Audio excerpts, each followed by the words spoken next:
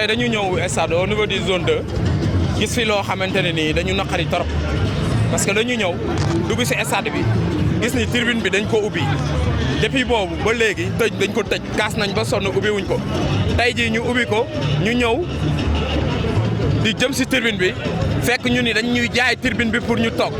léegi dama bëgg a xam ba xam tribune bi ñun dañ ko defar pour jaay ñu ko wala population bi moo ko tax a jóg su fekkee dañ ko defar pour jaay ñu ko ñu tëj ko une bonne fois pour toutes ñëpp xam ni tey jii au niveau du zone 2 dañu defar suñu tribune di ñu ko jaay ticket 500 la ñu koy jaayee léegi dañu bëgg a xam ba xam ñun ñoo moom tribune bi wala ñoom ñoo ko moom te dañu gis ni zone 2 kese moo ko fiy def yeneen zone yi yëpp organisé nañ kenn jaayul tribune au niveau du zone 2 donc moo fi organisé ñu gis ñuy jaay tribune bi loolu nag lañ bëggoon ñu leeralal ñu lan moo tax